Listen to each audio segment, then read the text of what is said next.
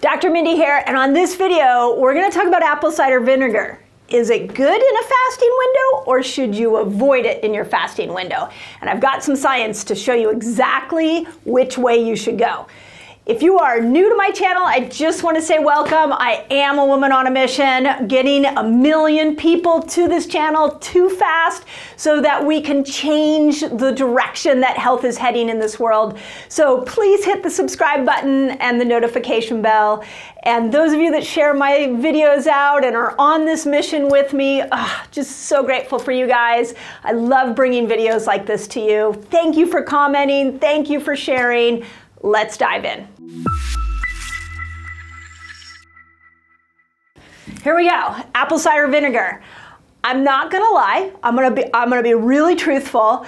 I've resisted doing this video for you all, and there's only one reason, and that's because I personally do not like apple cider vinegar. So I don't use it in my fasting window. But a lot of you guys have been asking me, should it go in my fasting window or shouldn't it? And based off what I found, I've got some interesting recipes you can use with apple cider vinegar. So stay all the way through so you get those recipes. So let's start with the science, because that's where my brain always has to go. It has to start with the science, because I gotta understand if something is gonna actually work for us or if it's just a fad that people are saying is working.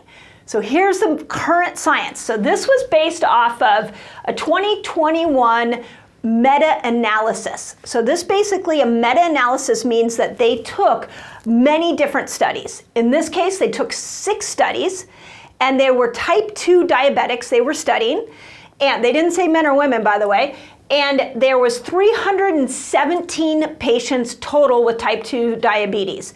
And they also didn't say, which I wish they had, was exactly how much apple cider vinegar they had. So at the end, I'm going to show you what I think happened here. But what they decided after looking at these 6 studies was that, yeah, apple cider vinegar is actually really good for some very specific metabolic markers. And here they are. It was great for lowering fasting blood glucose. Okay, that's kind of cool for those of us who want to learn how to get into ketosis a little bit easier. So I'll show you how this could really be used for those of you that are trying to deepen your experience in this fat-burning ketogenic state. The second thing that it showed was that it lowered hemoglobin A1C.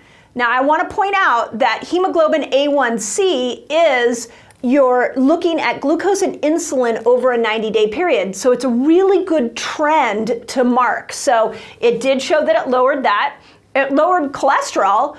Well, this is good. I also, whenever I see total cholesterol, my brain always goes down to looking at HDLs and LDLs. So this one also, what they found is that it lowered LDLs along with total cholesterol, which is awesome. We like that. We want those LDLs to be lower.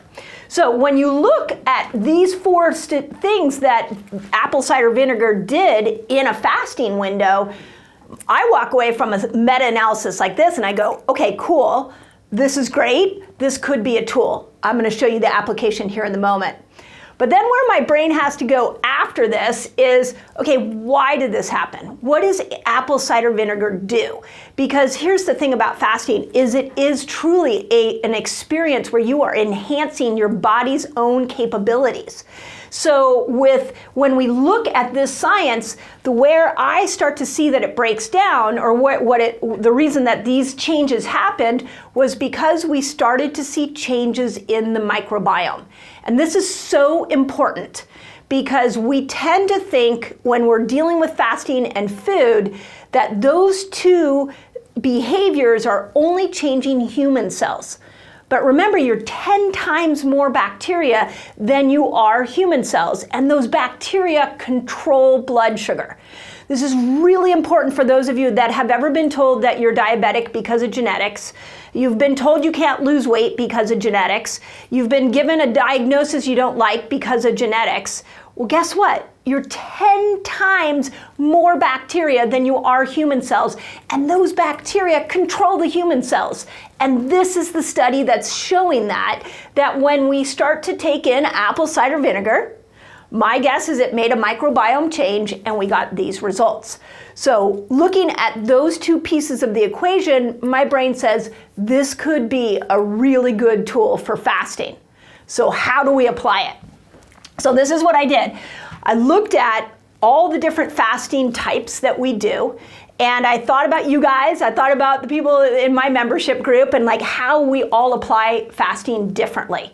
So, and if you're new to my channel, I just want to point out that's like my #1 creed, is that we are going to apply fasting uniquely to us. So the first thing is be your own N of 1.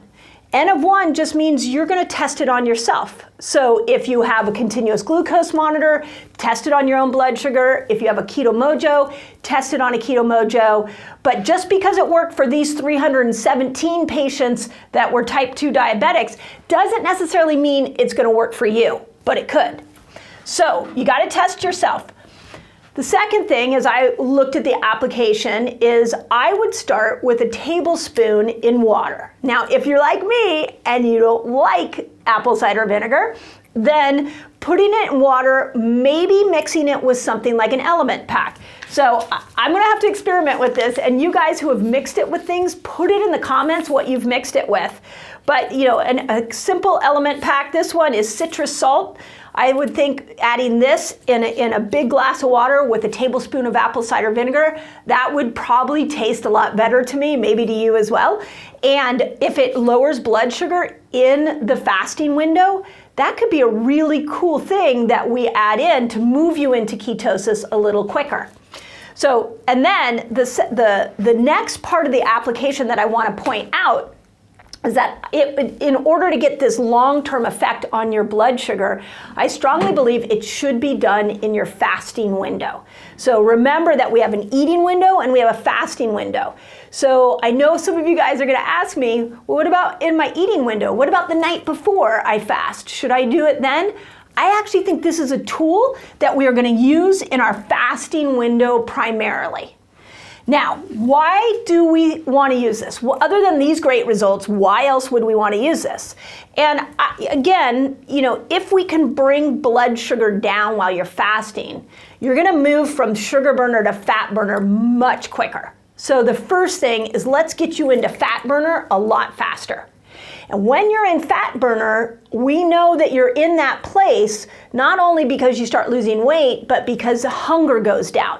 So those of you who are trying some of these longer fasts, I actually think this could be a really cool tool to kill hunger. Now, those of you that are struggling to get into ketosis, you're doing everything right and you can't get into ketosis, my advice to you is to try some apple cider vinegar to bring that blood sugar down to see if we can get you deeper into a ketogenic state or even into ketosis at the first place. And then those of you that are like, I'm doing everything, I'm in ketosis, I got sugar burner, fat burner down, but I'm not getting the results that I want to get, that's where I go, okay, this could be a tool to regulate blood sugar, a really simple, easy, fairly inexpensive tool to regulate blood sugar so that you can get better results with your fasts. Now, as I did some research, because I want to make sure anything I give you guys is going to be effective, is backed by science, and is going to help you, I want to make sure there's no little nuances that I missed and that you need to be aware of. And there's one. And here's what it is. Apple cider vinegar can start to reduce potassium. Now, this can be a problem if you do too much. Now, I know you're going to ask me, like, what is too much? I don't have the statistics on too much yet, but I'm sure I will go find it and bring it to you. But one of the things we know about low potassium, one symptom that a lot of fasters get is restless legs.